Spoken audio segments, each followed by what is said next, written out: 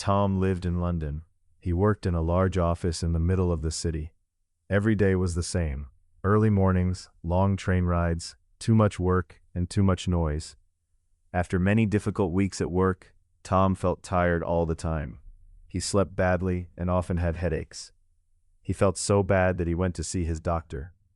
"Tom," the doctor said, "you need a break. Go to the country for a week." Tom laughed. "A week," he said, "in the country? What can I do there for a whole week?"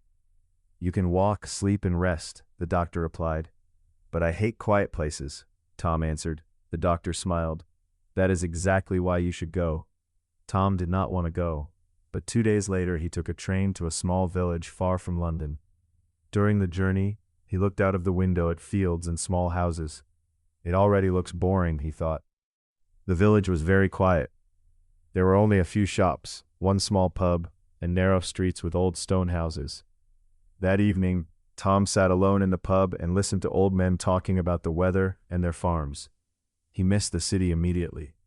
The next morning, he woke up late and looked out of the window. Gray clouds covered the sky. "Perfect," he said quietly. "Cold, wet, and boring." Still, he decided to go for a walk, because there was nothing else to do. He walked slowly through the hills outside the village. There were sheep in the fields and birds above him. The wind was cold, and the paths were empty. At first, Tom hated it. There were no cafes, no traffic, no music, and no people. Only silence.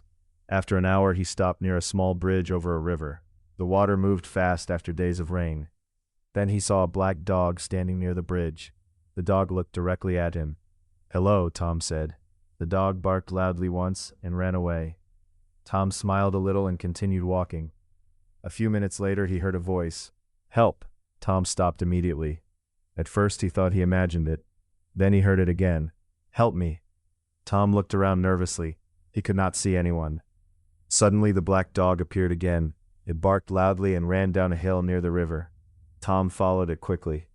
Near the water, he found an old man on the ground. The man looked cold and afraid. "My leg hurts," the old man said. "I fell near the river. I cannot stand up." Tom tried to help him, but it was too hard. "My phone does not work," the old man added. Tom checked his own phone. No signal. Rain started to fall. Tom looked at the river. The water was getting higher. "I will get help," he said. He ran up the hill in the rain. Soon he was wet and cold, but finally one bar appeared on his phone. Quickly he called emergency services. Then he ran back down. "They are coming," he told the old man. The old man smiled. Tom stayed beside him near the river while the rain fell harder. The black dog sat quietly next to them. After some time, Tom heard voices. 2 rescue workers arrived with a car. They helped the old man carefully. One worker smiled at Tom. "You did a brave thing today," she said. The old man looked at Tom for a long moment. 20 years ago," he said slowly, "my son died near this river during a storm. Today you came back for a stranger. Most people would not." Tom did not know what to say. The old man put a hand on the dog's head. "Max trusted you," he said quietly. "So did I." That evening, Tom sat alone in the village pub. The room was warm, but outside the rain and wind were still strong. For the first time in many years, Tom stopped thinking about work, emails, meetings, and trains. Instead, he thought about the man near the river and how he almost died, and how strange it was that one simple walk could change a day, or maybe even a life.